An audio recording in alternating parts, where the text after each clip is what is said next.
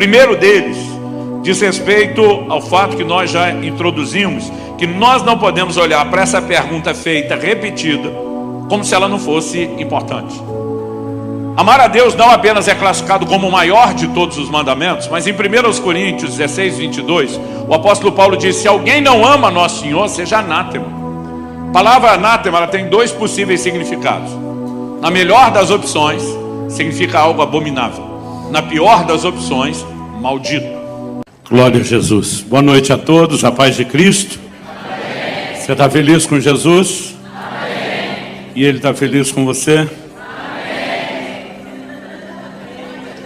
Eu gosto quando esse amém vem parelho, tão forte quanto o primeiro. Glória a Deus.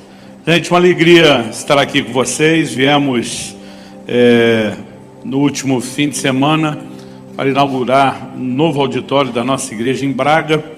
E, quase como em todas as vindas a Portugal, tento chegar um pouquinho antes, voltar um pouquinho depois, né? Servir o corpo de Cristo, servir igrejas, ministérios, né? Amigos como esse. E amanhã, graças a Deus, estou voltando para casa, né? E foi uma jornada aqui, acho que foram 10 dias ao todo, podendo compartilhar a palavra de Deus. Hoje foi um dia daqueles. Ontem descemos de Braga, né, do norte para o sul, falar em Albufeira. Tivemos uma noite curta de sono. Hoje de manhãzinha tinha que subir para falar numa reunião de pastores em Sintra. Então tem sido dias assim corridos. Eu não sei qual será a minha condição no final do culto. Se eu estiver bem, eu vou assinar uns livros ali na porta. Se eu jogar uma bomba ninja de fumaça, que nem nos filmes, desaparecer com ela, espero que você não entenda que é antipatia, porque eu estou no limite, né? O conforto para mim, comentei com os irmãos agora, falei, eu vou dormir amanhã no voo, né? Vou conseguir descansar, mas eu fico feliz, não importa o ritmo, sempre, em qualquer lugar, de poder compartilhar a palavra de Deus. E, mais uma vez, né, no contexto de servir ministérios parceiros, a gente tem uma alegria adicional. Antes de compartilhar a palavra, eu queria te encorajar. Desde dos meus 15 anos de idade, Deus começou a gerar em mim um entendimento de um chamado ministerial muito específico. Enquanto pastor, que eu estou há 30 anos e meio já no pastorado, o foco do nosso serviço é a igreja local, é servir a nossa casa. Mas o que Deus começou a acender no meu coração desde os 15 anos, eu diria que é meu principal chamado, é servir o corpo de Cristo sem fronteiras denominacionais. Como? Por meio de um ministério de ensino bíblico, né, que estabelece fundamentação dos princípios do reino de Deus, que Ele mesmo instituiu. E o nome desse nosso ministério é orvalho.com. Eu sempre explico que o orvalho saiu da Bíblia, destile minha palavra como orvalho.com, a gente aumentou, não está lá. Né? É para te remeter ao nosso site, onde você tem muito conteúdo disponível, desde palavras em formatos de estudos, artigos, áudio, vídeo, né? Mensagens curtas, mensagens mais longas. A gente tem produzido muito conteúdo gratuito e a gente entende que isso é uma ferramenta de auxílio ao crescimento e apoio à igreja local. Então, o orvalho.com é um ministério para-eclesiástico. Ele não concorre com a igreja, mas ele procura fortalecer a igreja, que é o meio por meio do qual Nosso Senhor espalha o Evangelho, estabelece seu reino na terra, e a gente fica feliz de contribuir com isso, porque entendemos que a compreensão bíblica é uma chave para o avanço naquilo que é espiritual. Agora, além de todo o conteúdo gratuito, eu sempre explico que nós temos dois tipos de materiais que normalmente vendemos, de forma acessível, mas vendemos, né? Nossos cursos online e os nossos livros. Vendemos por algumas razões, por alguns motivos. Primeiro, a gente não dá conta de dar presente para todo mundo o tempo todo, né? Segundo, eles também são uma forma de arrecadar recursos que bancam a conta de todos os outros projetos que são gratuitos. Mas todo o material que nós mobilizamos aqui para Portugal, e a gente já está fazendo isso há um tempo, nós literalmente mandamos um container de livro para cá, e muitos de vocês devem ter visto, que foi recebido nesse hall de entrada, e a gente enfeiou a entrada de vocês um tempo até resolver essa distribuição. A gente tem destinado, além do propósito de fomentar o crescimento bíblico, que havendo esse material, o recurso, a não ser pequenas exceções de projetos missionários, que o recurso não saia de Portugal. Então, todo investimento que a gente faz nos próprios livros, pagamento de envio internacional, impostos, a gente investe sem esperar nenhum centavo de retorno, e esse recurso tem abençoado muitos ministérios aqui. De uma forma especial hoje, esse material que estará à disposição lá fora, eu quero te encorajar a adquirir alguns desses livros, além de ajudar no seu crescimento, eles são uma contribuição, né? E aí eu fico feliz em anunciar isso e pedir que você se empolgue para, né, esse projeto da reforma do novo auditório, que nós ainda estamos concluindo lá em Braga. Fizemos uma pré-inauguração, mas ainda estamos na reta final de conclusão, né? Então é importante você saber que eu não ganho nada com a venda dos livros e que, além de investir no seu crescimento, você também está impulsionando o reino de Deus. E eu fico particularmente feliz, de uma maneira especial, raramente a gente faz isso, pedir apoio ao nosso ministério. Eu não vou falar de tudo que tem lá, porque tem muito material bom para te abençoar, mas eu queria falar de alguns materiais que acredito que valem muito a pena você adquirir. Nós temos ali alguns clássicos que já foram divulgados aqui antes, que é o livro Graça Transformadora. Eu chamo isso aqui de A Obra da Minha Vida. Você tem, juntamente com o livro, um curso online com mais de 10 horas, né, de ensino gravado, que vem também como um brinde, um presente gratuito, e uma forma de ajudar a esmiuçar melhor essas verdades que falam muito da graça de Deus como uma força capacitadora que empodera o homem a viver a obediência que de nós é esperado. Temos outro clássico, esse publicado pela Central Gospel, editora, né, liderado pelo pastor Silas, que é o livro Maturidade, o acesso à herança plena. Em Gálatas 4, a Bíblia diz que o filho, enquanto menor de idade, embora seja herdeiro de todas as coisas, ele em nada difere de um escravo, né? A razão pela qual ele fica, diz a Bíblia, debaixo do tempo determinado pelos pais, ele fica debaixo de tutores e curadores, é para que ele possa amadurecer, porque Deus jamais confiará a plena herança a gente que não experimentou o processo de maturidade. Então, se você quer viver a plenitude do que Deus tem, precisa trilhar esse caminho. Para trilhá-lo, precisa entendê-lo, saber como corresponder. Mas tem dois livros aqui que eu quero encorajá-los. São minhas duas últimas ou as mais recentes publicações. Meu penúltimo livro publicado foi A Cultura do Jejum. Encontre um nível mais profundo de intimidade com Deus.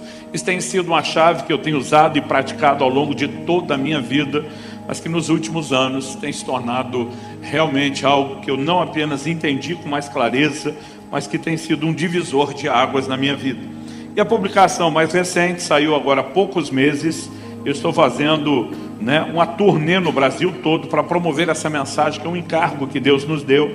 Mas aqui a gente conseguiu trazer um pouco no voo, que é o livro O Cuidado do Corpo, Sabedoria Bíblica para o Bem-Estar Físico e Espiritual. Essa mensagem está literalmente salvando vidas. Sempre que eu falo desses dois livros, seja do jejum ou do cuidado do corpo, eu digo que só o que você vai economizar de comida já justifica o investimento do livro, sem contar os outros benefícios que vão afetar, né, o restante aí da sua saúde, da sua vida com Deus.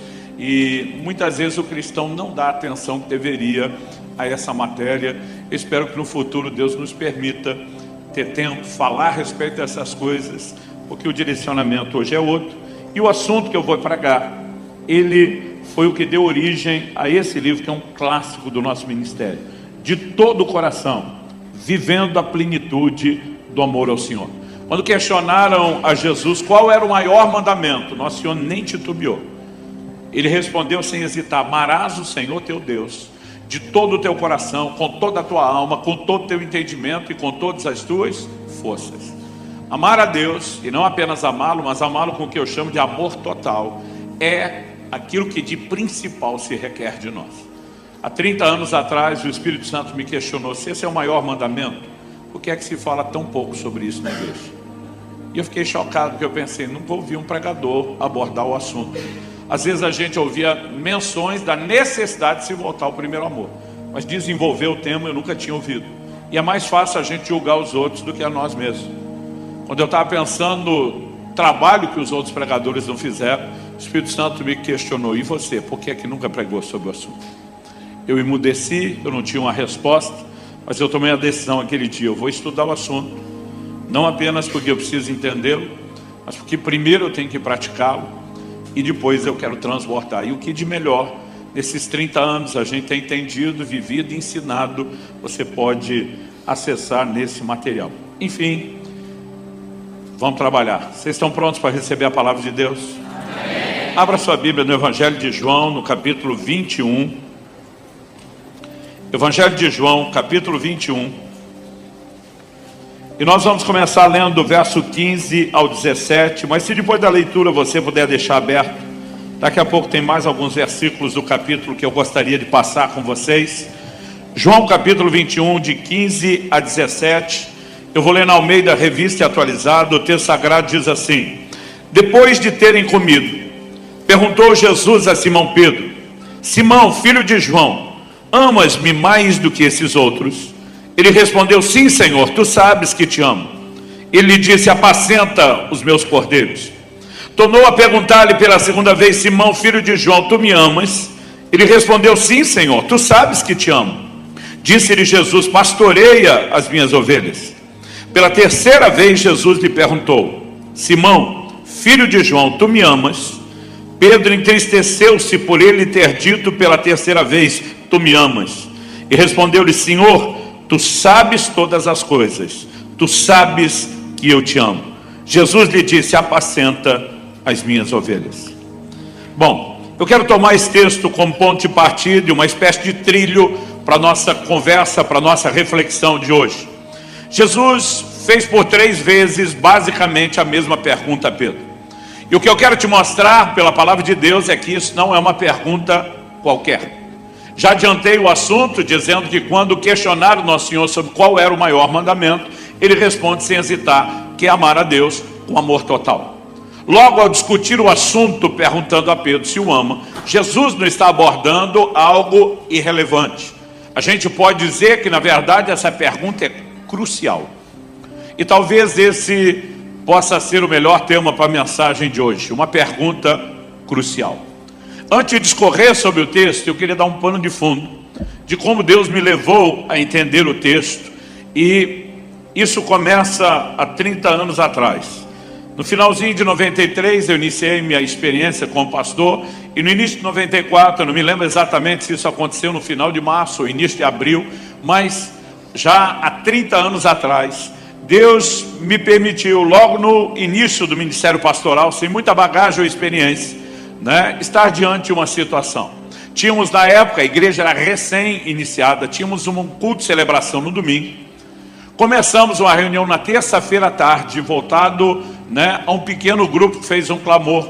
Eram mulheres que não poderiam frequentar o culto à noite pela distância que moravam, circunstâncias de maridos não convertidos, a dificuldade de sair em determinado horário, mas que estavam sedentas por ensino bíblico. Então começamos uma reunião de apoio a esse pequeno grupo. E na quinta noite nós tínhamos a nossa escola bíblica, a reunião de ensino bíblico. Mas nada havia sido instituído ainda na igreja. Não tínhamos a reunião da moçada no sábado, nada disso. E o culto de domingo tinha acontecido, tinha sido uma grande bênção. E agora tivemos a reunião da terça-feira. Então logo termina a reunião da terça, eu percebo a irmã Maria me rodeando, como quem está ameaçando querer iniciar a conversa. Mas ela era muito tímida, era uma pessoa muito introvertida. Então eu imaginei que ela estivesse tentando criar coragem para se aproximar e falar. E eu tentei encorajá-la. Falei: irmã Maria, quer falar alguma coisa? Ela disse: sim, pastor. Eu falei: se aproxime. E ela chega de cara dizendo: pastor, eu tenho certeza que eu não estou doida. Quando ela falou isso, meu lado gaiato, brincalhão, queria dizer: olha, nenhum doido acha que é doido. Então achar que não é doido nem é nenhuma garantia. Mas eu percebi que ela estava muito tocada, quebrantada. Acabei pulando a parte da brincadeira e falei: por que a senhora começou a conversa tentando explicar que tem certeza que não é doido? Ela falou: porque aconteceu algo no domingo, nessa igreja, que me fez questionar minha sanidade.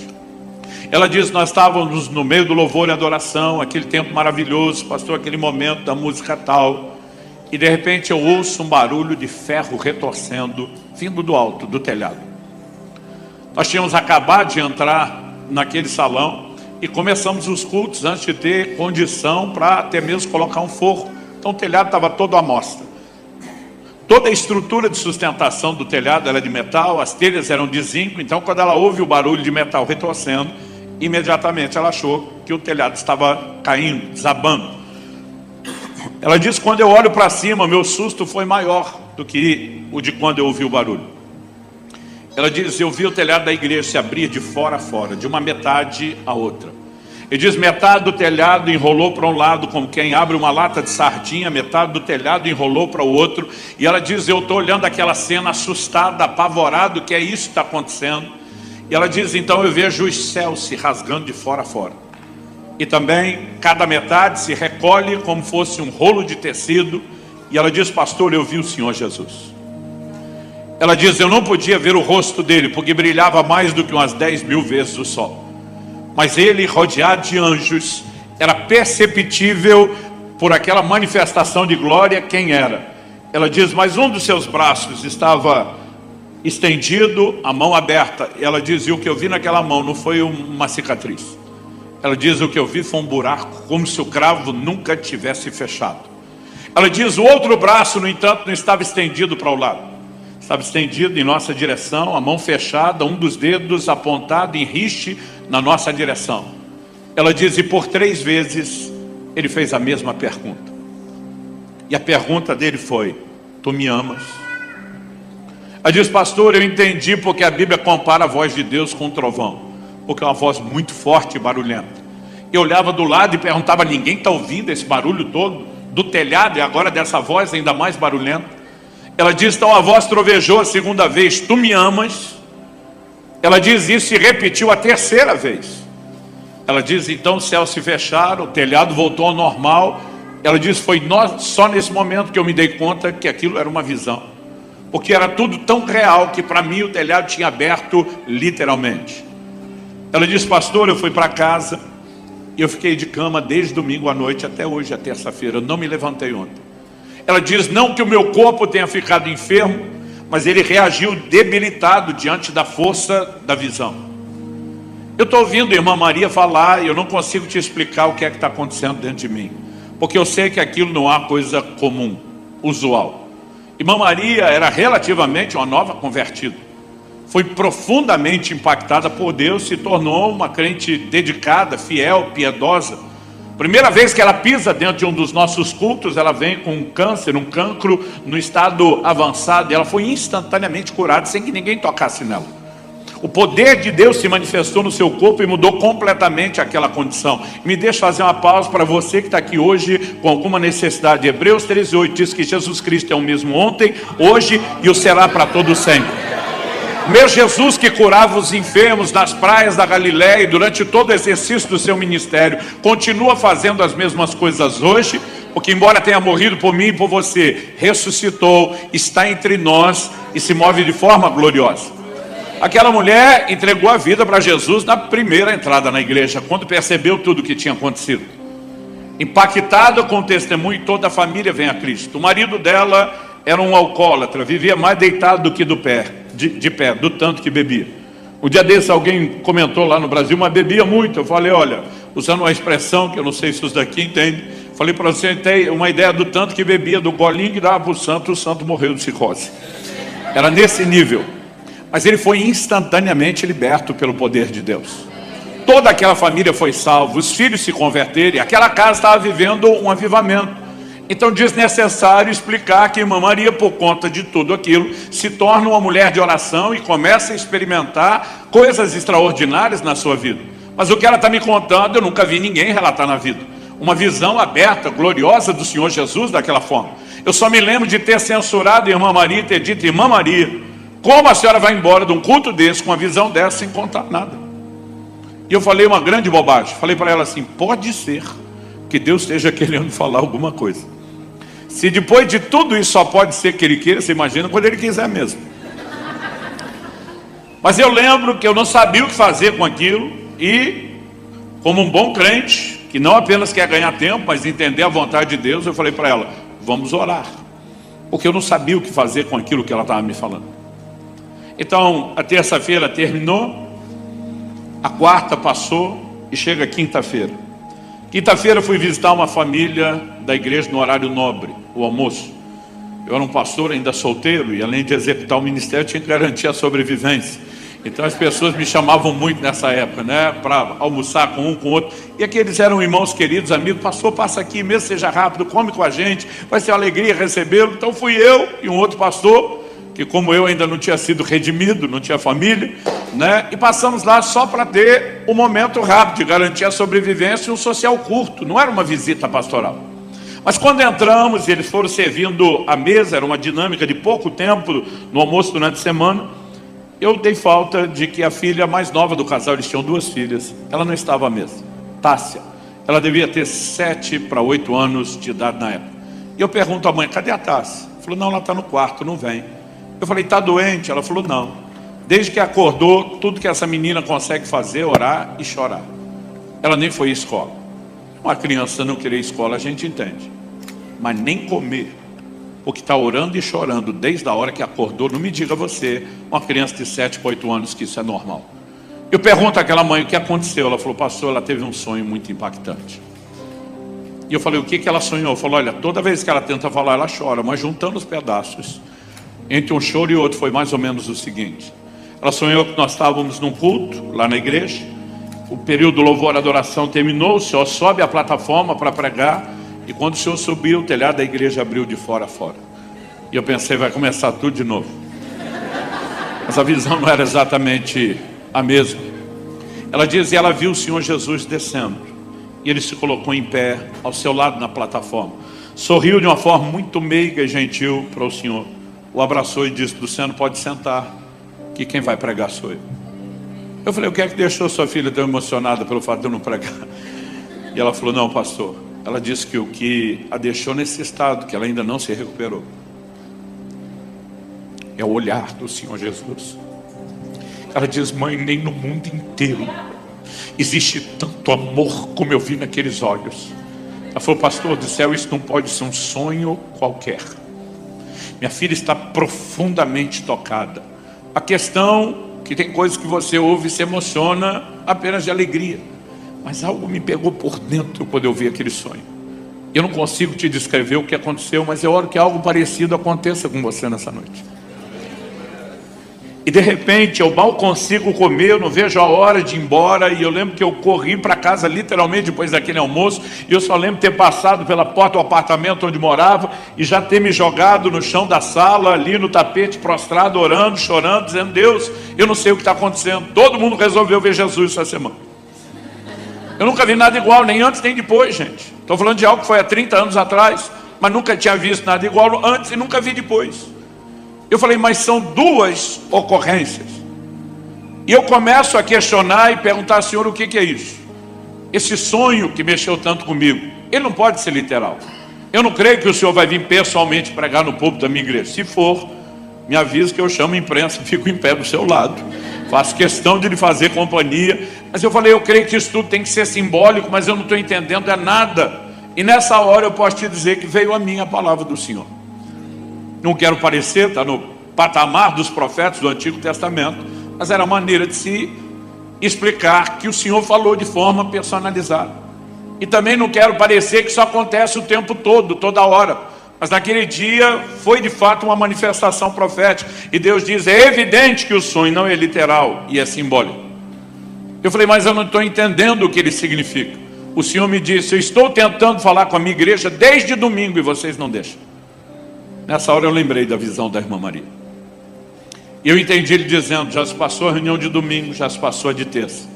E porque antes eu fiz questão de dizer que na quinta tínhamos uma reunião de ensino bíblico, porque eu tinha um estudo preparado para aquela noite.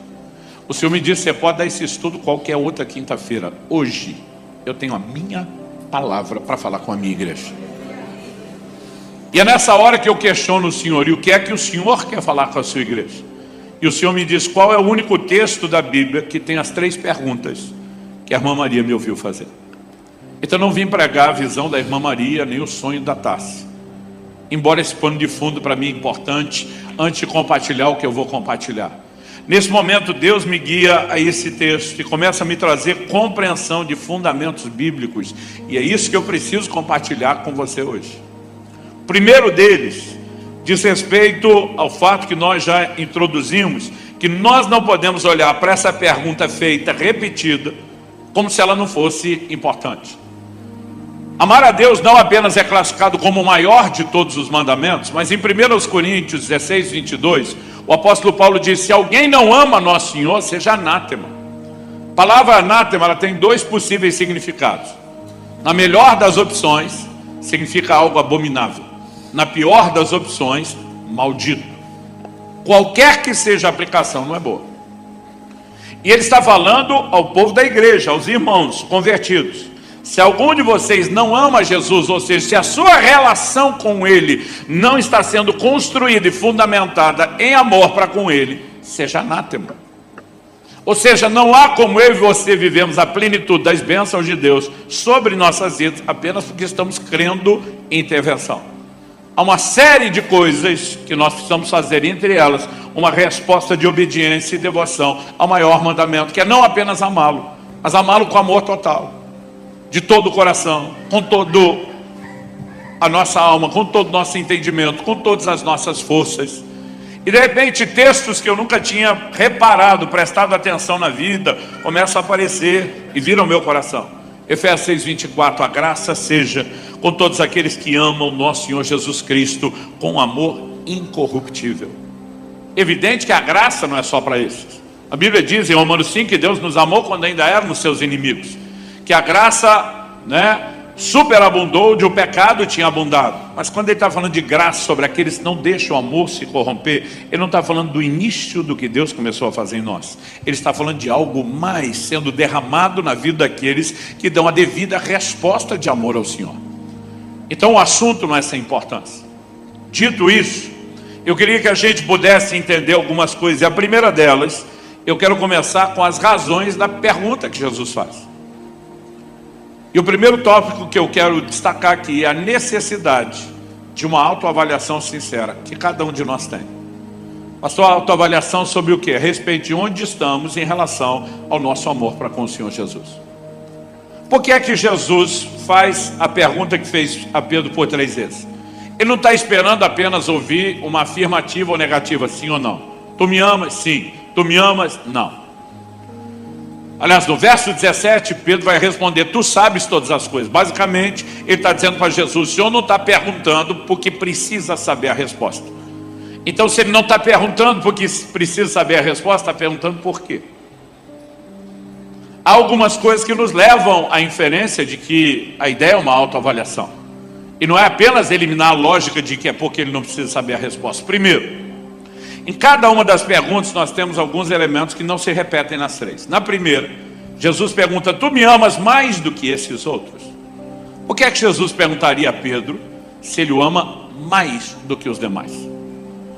Então, para entender o que está acontecendo aqui, você tem que voltar lá no capítulo 13 do Evangelho de João. Quando o nosso Senhor na última ceia diz: um de vocês vai me trair, a maioria dos discípulos começa a perguntar: Senhor, porventura sou eu? E com a pergunta, porventura sou eu, cada um deles está dizendo que eu me vejo como um candidato potencial à queda, ao tropeço, ao fracasso. Pode ser eu falhando. Mas Pedro não faz a pergunta: porventura sou eu como os demais? A única pergunta que Pedro faz é para João, que a Bíblia diz que está com a cabeça reclinada no peito de Jesus, diz: pergunta quem é. Quando ele diz pergunta quem é, para mim, nas entrelinhas, ele está dizendo: eu boto a mão no fogo por mim e por você, João, por nenhum dos outros 10. Tenta logo descobrir quem que é esse camarada que vai vacilar com Jesus. Ele não apenas não diz porventura sou eu, como ele chega ao ponto de dizer para Jesus no final da conversa: por ti eu darei a minha vida. Nosso Senhor dá uma encarada messiânica, eu brinco em Pedro, e diz: você morreria por mim, Pedro? Claro. Jesus diz o que? Ainda essa noite, antes que o galo cante, você vai me negar 3 vezes. Basicamente, toda a postura de Pedro é de quem se achava o cara. Aliás, tem níveis distintos de se achar o cara.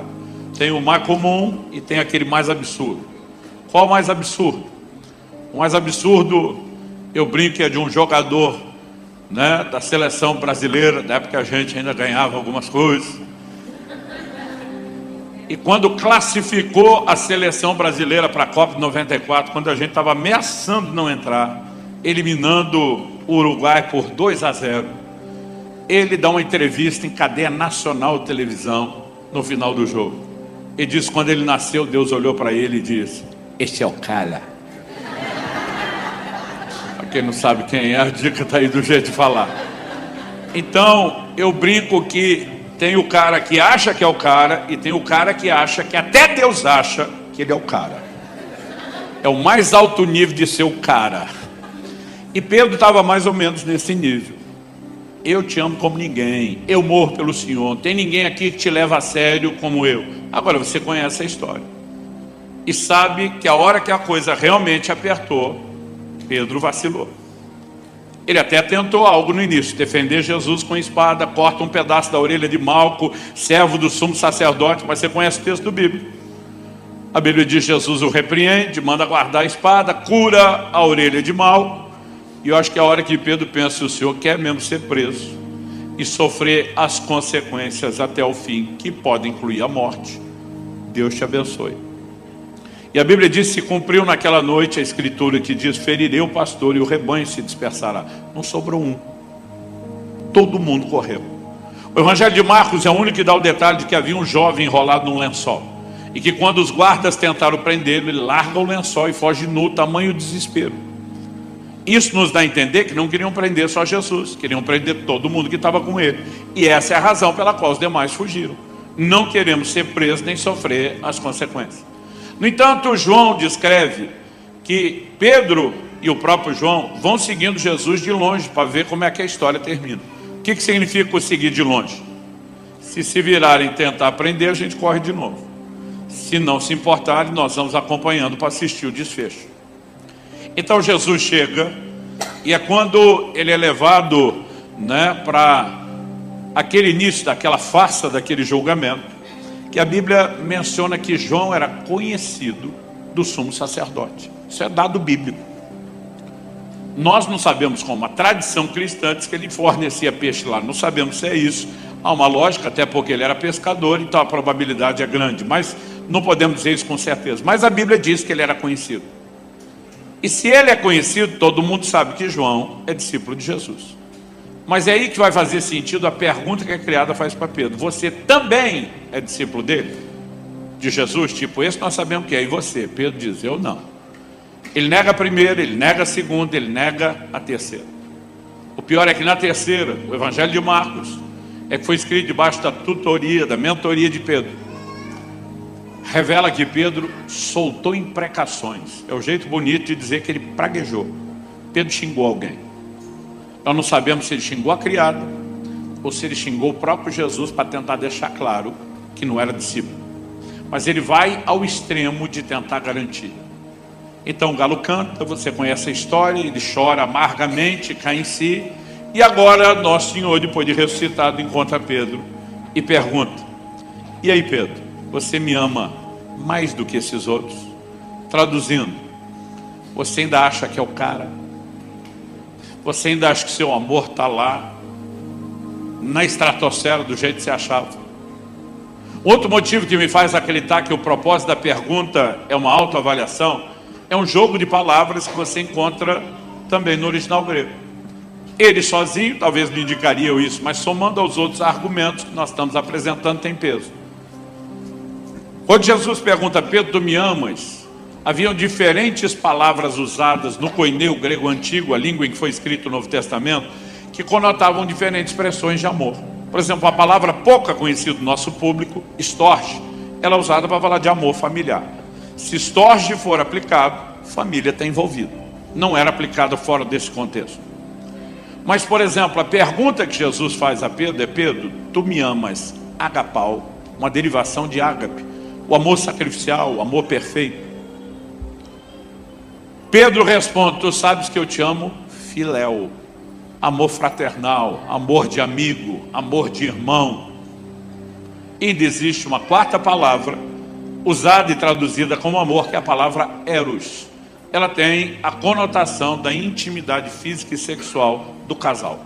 Eu não gosto de dizer meramente o termo erótico, porque no plano bíblico isso está reservado ao casamento. Então, se o marido falasse para a esposa, benzinho, vamos fazer amor, ele usaria a palavra eros.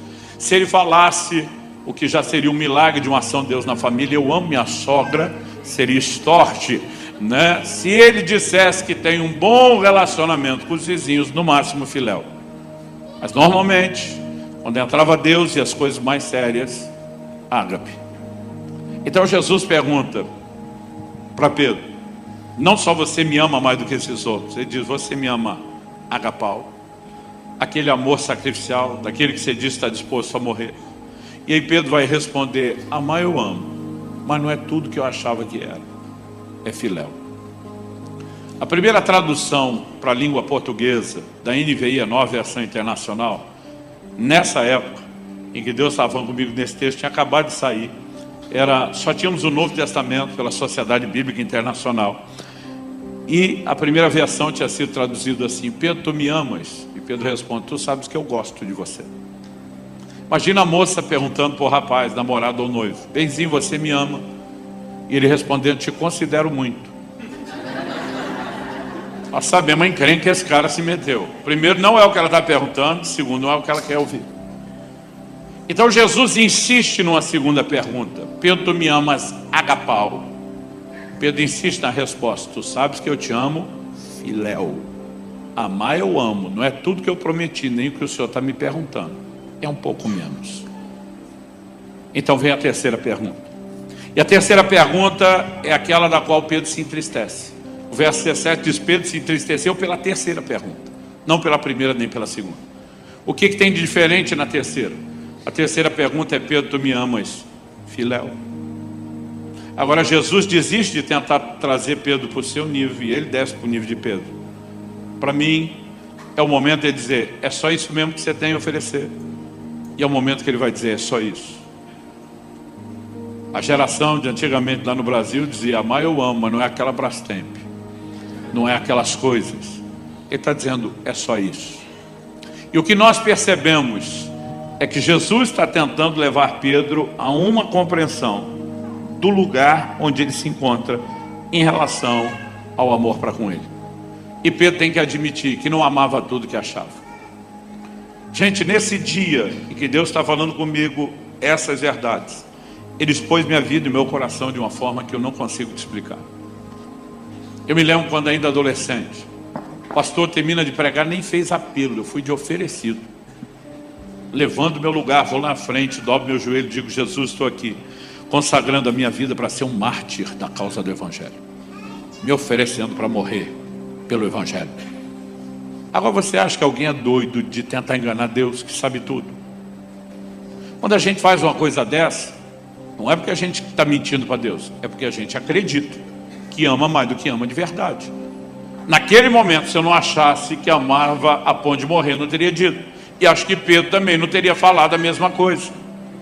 O problema é que há a diferença entre o que você pensa daquilo que você ama e aquilo que você precisa descobrir que ama de verdade. E assim como o Senhor expôs a fragilidade do amor de Pedro, que ele não tinha tudo aquilo, naquele dia Deus expôs a minha de uma maneira inexplicável. Eu chorei que nem criança. Eu descobri que eu também tinha só um filéu e era um filéuzinho de nada. Eu fiquei profundamente chacoalhado, abatido com essa primeira parte da mensagem. Mas o que me consolou foi o segundo tópico que o Senhor falou comigo. O primeiro tópico que a gente pode destacar é a necessidade de uma autoavaliação sincera. A segunda diz respeito ao porquê da avaliação. Onde Deus quer que eu e você cheguemos com o resultado da avaliação. Que a gente apenas desanime. Ok, eu também não amo isso tudo, meu amor também não é agapau, é só filéu, né? Eu acho que eu não nasci para ser o melhor nessas coisas de ser crente. Será que é esse o propósito de Deus? Não. O propósito de Deus não era colocar Pedro debaixo de culpa nem de condenação. Quantas vezes Pedro tinha negado Jesus? 3. Quantas vezes Jesus pergunta e dá a Pedro a oportunidade de afirmar o seu amor? 3. Para mim ele está dizendo, eu quero te dar a chance de arrumar o que você fez. Eu não vim aqui te afundar de vez. Aliás, como é que nós podemos deduzir isso? Porque Pedro, ele estava em crise. Ele havia negado Jesus. Quando o galo cantou, a Bíblia diz que ele chora amargamente. Isso não é um choro qualquer, é um choro de profunda dor, de profundo arrependimento. Mas nós podemos inferir que Pedro não acha que ele é mais parte daquele time, daquela seleção que Jesus convocou. Como podemos inferir? Primeiro, voltou a pescar, coisa que tinha abandonado. Segundo, você vai ver Jesus nessa conversa. Daqui a pouco nós vamos ler os outros versículos, depois do 17. E você vai ver que Jesus vai repetir para ele o que falou na primeira vez, quando chama pescando. Segue-me. Jesus não só está dizendo, eu não desisti de você, como está dizendo, eu ainda estou contando com você. Mas você vai somando outras informações. Marcos 16 diz que quando o anjo notifica as mulheres no túmulo vazio da ressurreição de Jesus, ele diz assim, ide dizer aos discípulos e a Pedro. Pedro é o único mencionado por nome.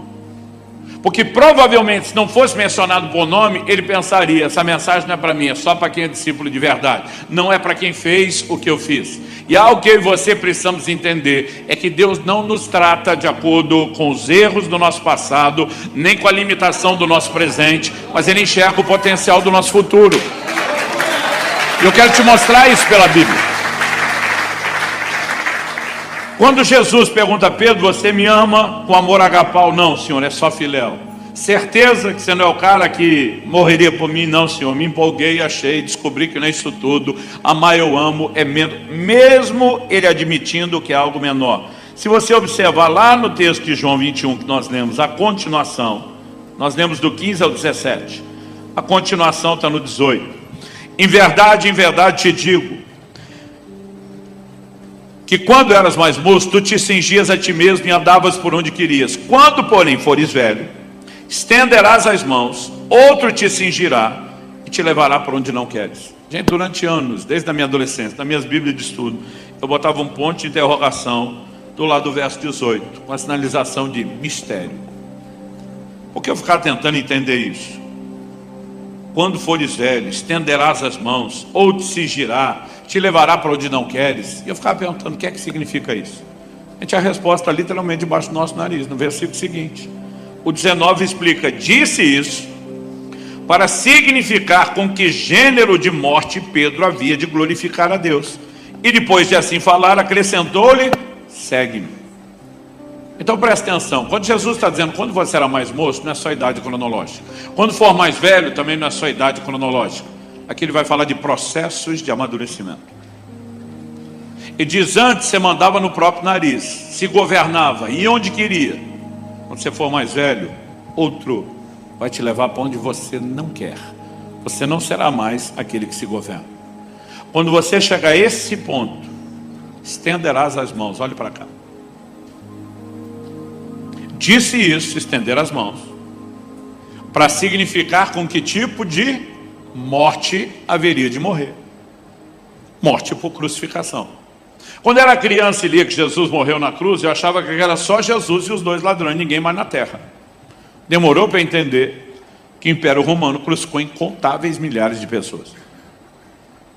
Aliás, na época do Império Romano, era a forma mais comum de execução de criminosos, né? Mesmo os políticos.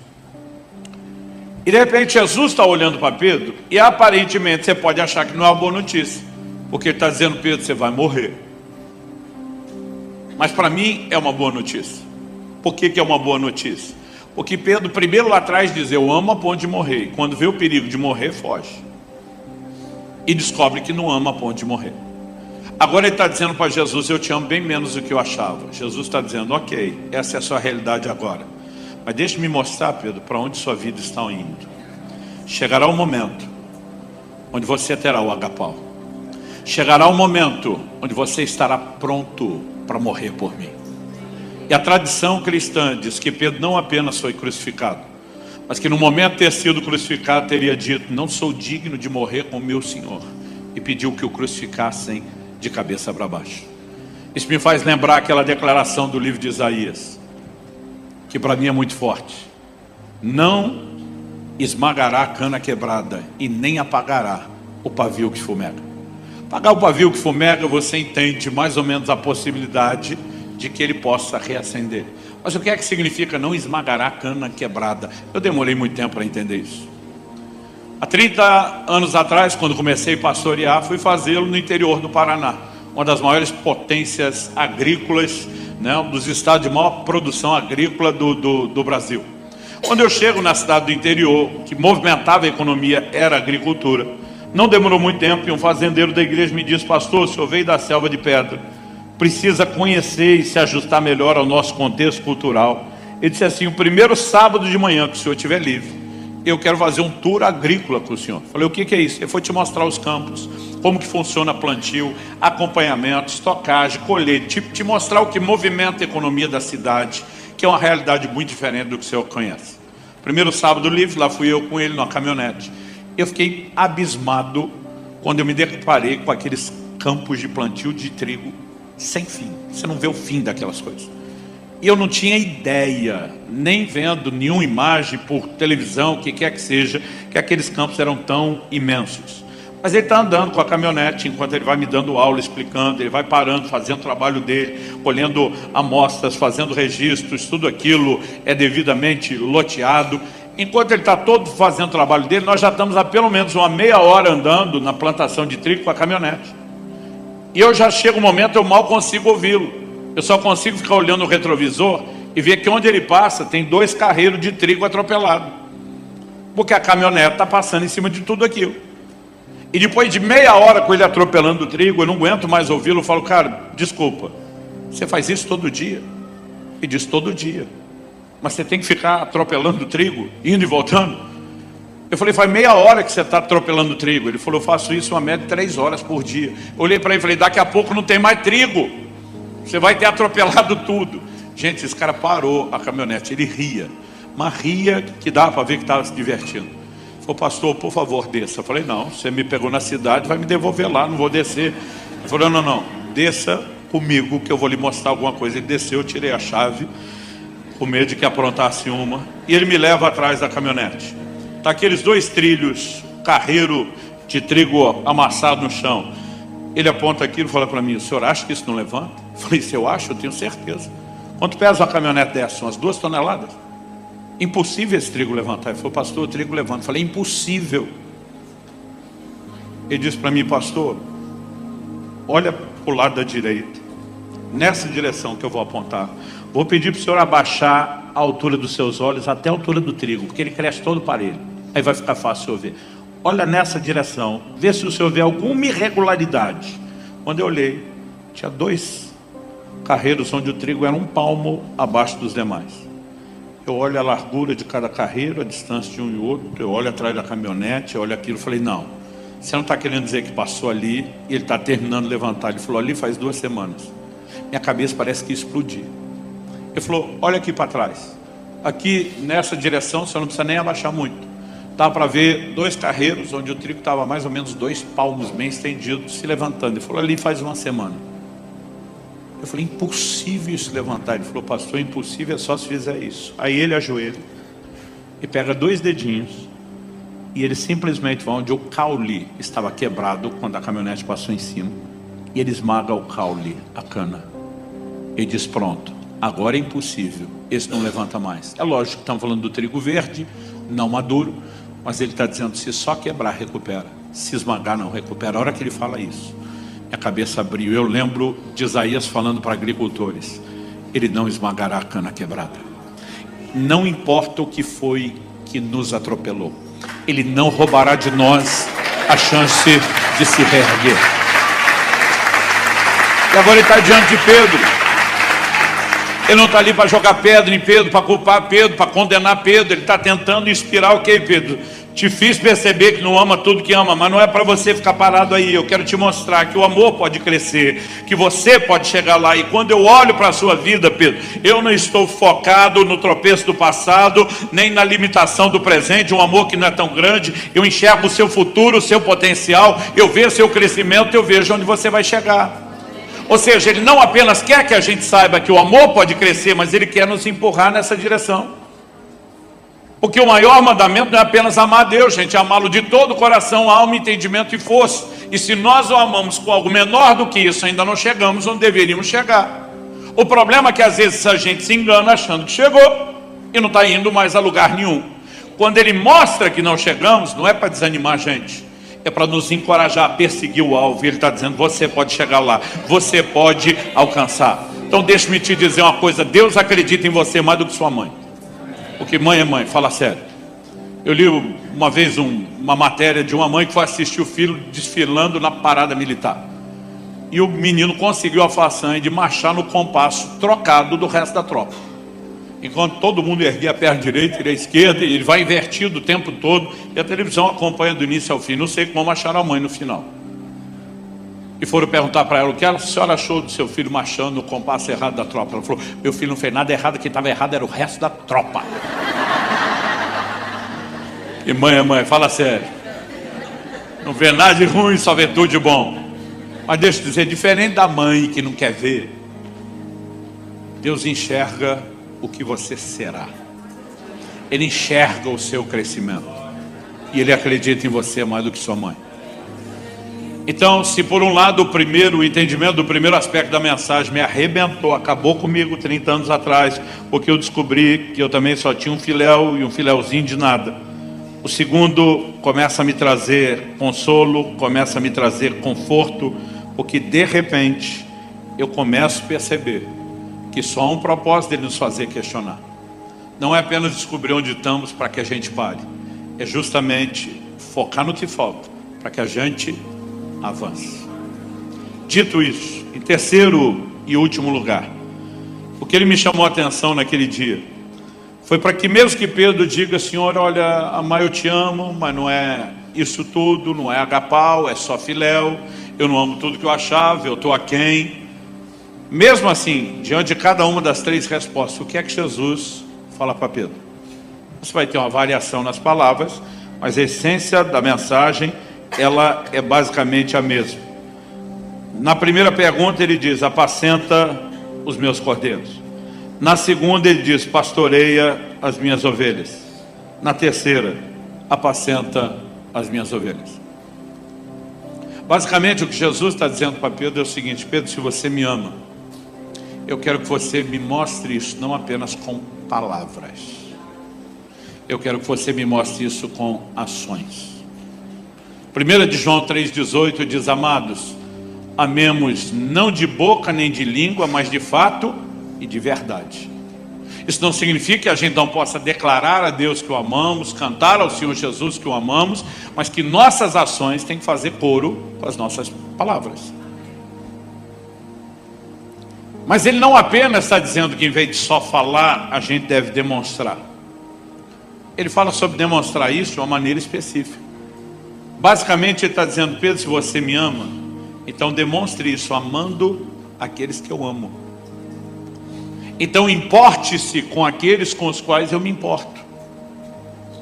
E eu quero dizer para você que nesse terceiro tópico nós temos um verdadeiro termômetro, que nos ajuda lá no primeiro tópico da avaliação, a descobrir onde estamos.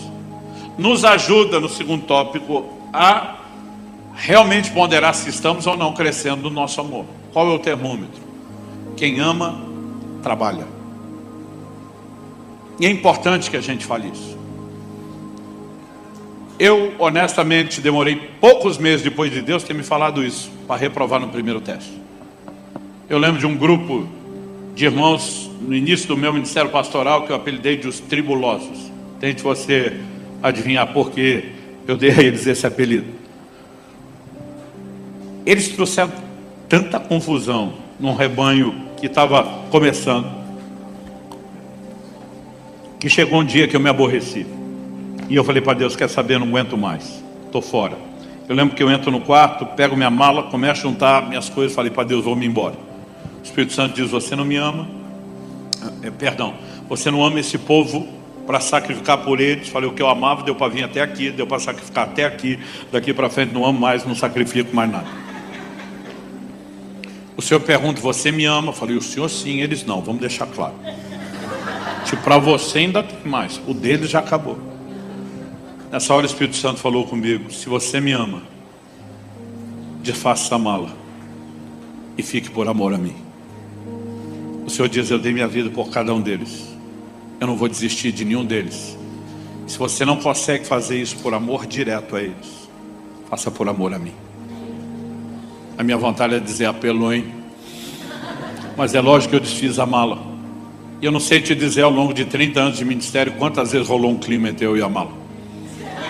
Olhar para ela olhar para mim. E olhar para ela olhar para mim. Mas eu ficava pensando que aquilo que eu tinha sido chamado para fazer deveria ser uma expressão do meu amor por ele. Então preste atenção. Tem muitas motivações que podem nos levar a trabalhar e pode funcionar como combustível. Reconhecimento é uma delas. Mas o problema de quem trabalha por reconhecimento é que o dia que não tiver, ele para de trabalhar. E eu não estou dizendo que reconhecer é errado. Se o próprio Deus reconhece, trabalha com galardão, deve ter alguma coisa certa nisso. Errado é fazer só para ser reconhecido e parar quando não é.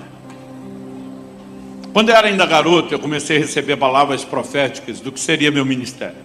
Gente, eu cresci numa estrutura de família muito simples, que é o jeito mais bonito que a gente usa para substituir a palavra pobre. Ou seja, era muita escassez, muita limitação, muita falta. E eu lembro que os profetas, aquela turma que não sabe guardar segredo, eu era adolescente, eles começavam a me pegar nas reuniões de oração e dizia: chegará o dia em que você vai ficar cruzando os céus dessa nação de avião, de um lado para o outro, o tempo todo. Gente, eu tinha vontade de rir. Eu imaginava se um dia eu ia andar de balão. Nova geração nem sabe o que é isso. Mas era a esperança da antiga, tipo, pelo menos um balão, subir um pouquinho do chão. Era algo tão inacessível. É lógico que malha aérea, economia, uma série de coisas eram diferentes de hoje e complicava ainda mais, mas era tão impossível que eu tinha vontade de rir. E eu nunca mais julguei nem Abraão, nem Sara quando riram, quando Deus falou que ia ter um filho, que tem coisa que dá vontade de rir. Eu fico olhando hoje, 30 anos depois, gente, eu não aguento mandar de avião. Eu faço eventos no Brasil todo, em todos os estados, a cada ano.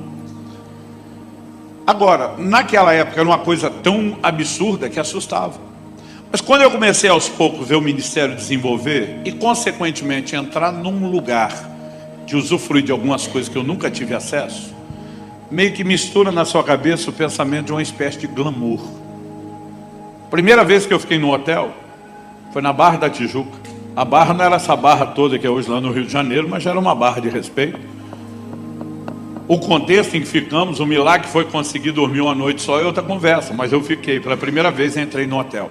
Gente, quando eu entro no banheiro e olho, eu falo: isso não é um chuveiro, isso é uma espaçonave. Lá em casa era um negocinho sem vergonha que pingava uns 3 fiozinhos de água, né? E depois de 2, 3 minutos de banho, o papai estava batendo na porta, mandando ir logo, e estava gastando muito. A gente dizia: mas o chuveiro está desligado, mas está gastando a água. E não era avareza, era escassez. Mas nesse dia que eu entro e não tem ninguém olhando, fiquei 1 hora debaixo do chuveiro. Depois de 1 hora eu cansei de tanto tempo em pé, então interrompi o banho, saí, peguei uma banqueta plástica, voltei mais 1 hora sentado. Gente, eu não lavei o corpo, eu lavei a alma. Eu me vinguei de todo banho rápido com o papai batendo na porta na vida. Aí eu saio do chuveiro e vou para a cama. A cama era uma mãe, aqui eu te abraçava. Eu sou da época do colchão de mola, gente. Tinha uma mola solta no meu que quando você virava, ele te desvirava à noite. Era um negócio horrível. Esses boxes americanos que a nova geração tem hoje, vocês não sabem o que é dormir em colchão ruim. E quando eu dei, me corrompi na primeira noite. Dia seguinte já faltei na primeira reunião para dormir mais. E o café da manhã?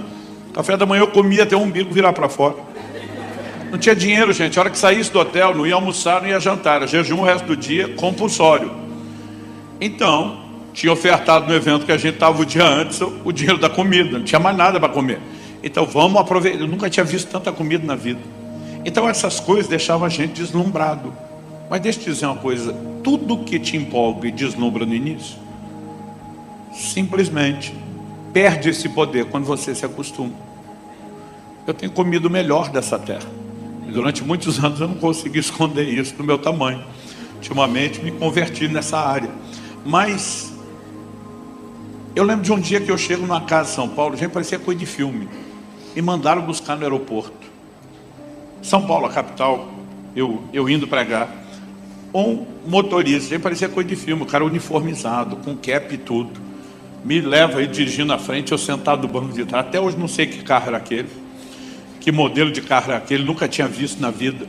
E quando ele chega, eu brinco que aquilo não era uma mansão, era uma pequena cidade. Um casarão, que eu fico olhando assim, falei, meu Deus, só vi essas coisas em filme. Quando abrem a porta para eu descer, tá? Marido e mulher, os donos da casa, na porta, com aquela entrada toda espetacular, 2 empregadas uniformizadas do lado deles. Aí ele me recebe assim, pastor, uma alegria poder recebê-lo debaixo do meu teto e hospedá-lo. Enquanto o senhor estiver nessa casa, o que desejar a sua alma, essas 2 cozinheiras estão em tempo integral, 24 horas à sua disposição. Eu falei, santo Deus da glória. Ele enfatiza, diz, não estou falando apenas de qualquer culinária do Brasil. Sul, Norte, Nordeste, qualquer culinária internacional, o que o senhor quiser. Eu na hora, já nem deixei ele terminar a frase, olhei para a senhora e falei, posso escolher o cardápio de amanhã? A mulher era tão chique, Paulinho, que eu me sentia mal na frente da empregada. Tão chique que ela era e o jeito que ela respondia. Falei, posso escolher o cardápio de amanhã? Sim, senhor.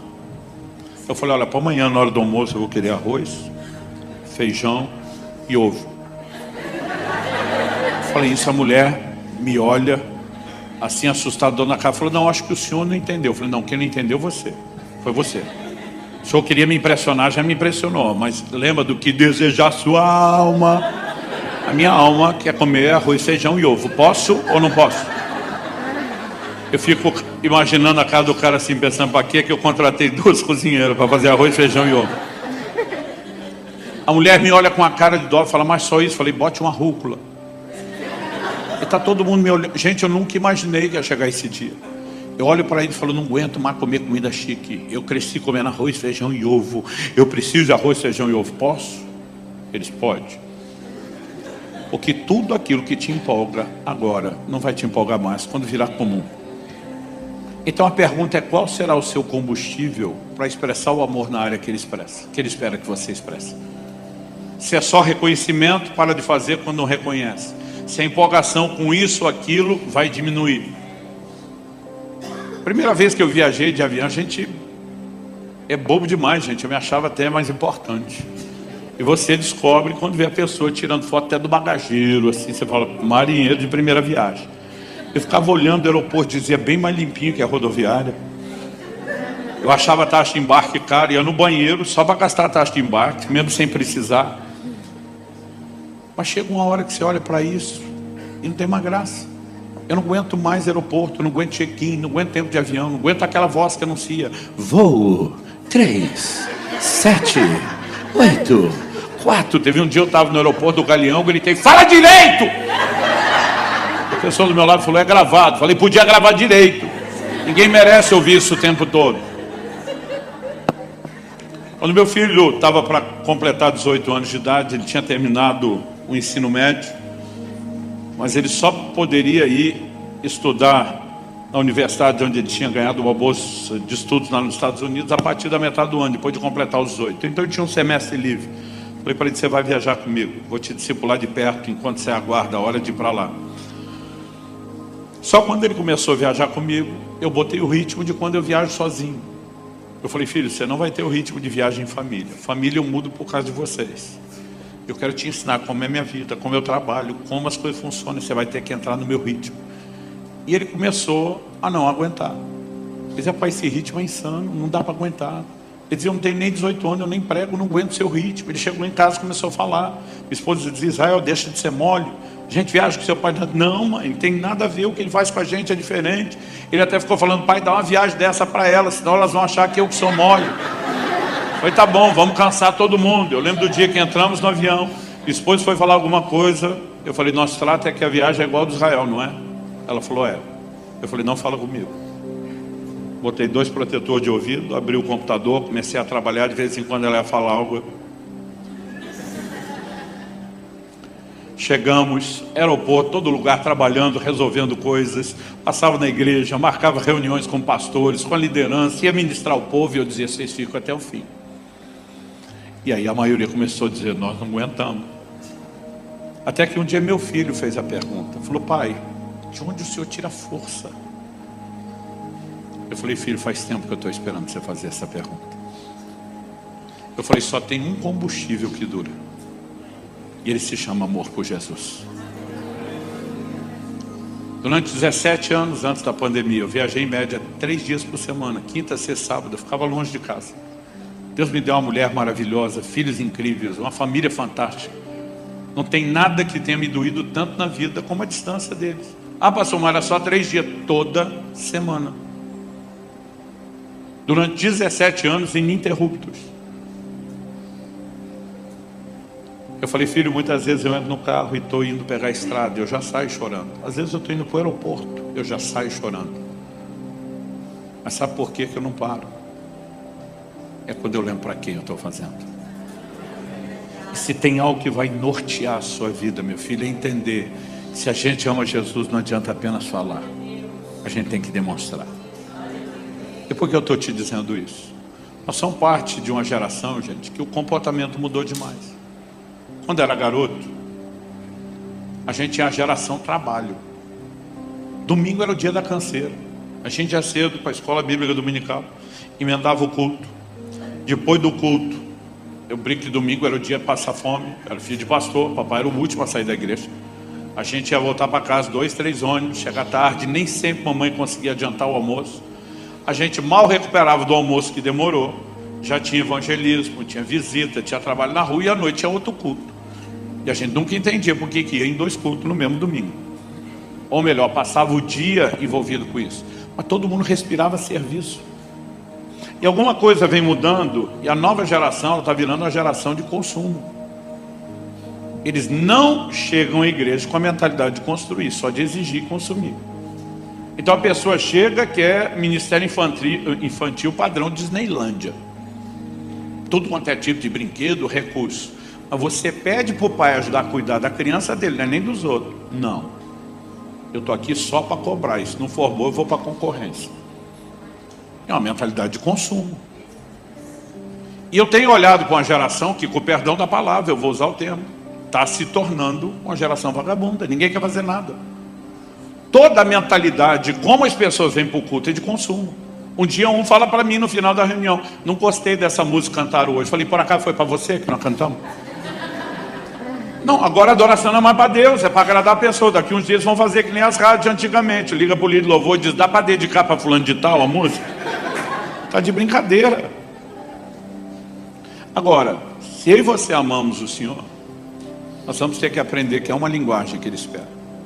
É quando a gente arregaça as mangas, diz, vou botar a mão na massa e vamos trabalhar. E não só em 2024, ano de servir. Isso pode ser um despertamento do momento. Mas, gente, a igreja não é edificada com o trabalho de alguns. Ah, pastor, mas Deus não levantou todos para a mesma posição ministerial. Qual a função dos ministérios? Efésios 4:11 diz que Deus estabeleceu apóstolos, profetas, evangelistas, pastores, mestres, com vistas ao aperfeiçoamento dos santos. Para quê? Para a obra do ministério. Quem faz o ministério não são os dons ministeriais. Eles aperfeiçoam todos os santos, porque quem faz o ministério são os santos. Então cada um de nós vai ter função. Não importa se você é um voluntário de uma área específica na igreja ou não, se você está rolando em departamento ou não, todo mundo tinha que falar de Jesus, todo mundo tinha que ajudar a cuidar das pessoas, para quem falou de Jesus, todo mundo tinha que visitar, todo mundo faz a obra de Deus. É lógico que há momentos onde nós podemos organizá-lo, vamos ter equipes, os diáconos vão distribuir o pão das viúvas, esses vão fazer isso, vão fazer aquilo, mas todo o corpo se mobiliza. E a gente tem criado uma mentalidade cada vez mais de eu quero chegar, pegar tudo pronto, só aproveitar e depois, fazer nada com o que eu recebi. Porque qual é o propósito do crescimento? Qual o propósito de como o santo ser aperfeiçoado se não for a obra do ministério? Então, eu lembro da época que a gente era a geração trabalho e depois a gente começou a exagerar no tom de Maria e Marta. É lógico que ser Maria e estar aos pés do Senhor é mais importante do que só trabalhar. Não significa que trabalhar não é importante. Quem está entendendo? É impossível você amar Jesus sem trabalhar. Agora, você pode trabalhar sem amar, mas é impossível você amar e não trabalhar. E Deus espera que a nossa dedicação seja fruto do amor dele. E quando eu olho para esse terceiro aspecto, eu acredito que ele é o grande termômetro para a gente se avaliar onde é que eu estou. Estou no agapau? Estou no filéu? Estou no filéuzinho de nada? É só ver a sua disposição de trabalho e de serviço. O que falamos, em segundo lugar, que o amor pode e deve crescer. Uma boa maneira de você perceber se o seu amor para com o Senhor está crescendo, se a sua disposição de serviço cresce. Esses dias alguém me perguntou: pastor, o senhor está correndo o Brasil todo para falar as mesmas coisas, a mesma conferência? Eu falei: sim. Ele falou: não era bem mais fácil o senhor só ter escrito o livro, gravar esse negócio, jogar na internet e quem quiser pega? Eu falei: o ponto é que a gente não faz só o que é mais fácil. Eu falei: não adianta eu escrever o livro e não convencer o povo a ler o livro, eles não estão tendo acesso à verdade. Eu preciso dar um choque neles. Mas o choque funcionou no lugar, não funciona no outro. Então a gente vai se esforçando, se esforçando, se esforçando. Para quê? Para ajudar o povo de Deus a ter acesso àquilo que Deus nos mandou oferecer ao seu povo. E a gente não pode só pegar o caminho mais curto e o mais simples. A gente tem que estar disposto. É o que Ele quer, é o que Ele espera. Então qual será o combustível? O amor por Ele. Porque qualquer outra motivação, ela não vai durar. Mas se for amor por Jesus, ela não só vai ser a mais pura das motivações e correta, mas ela vai durar.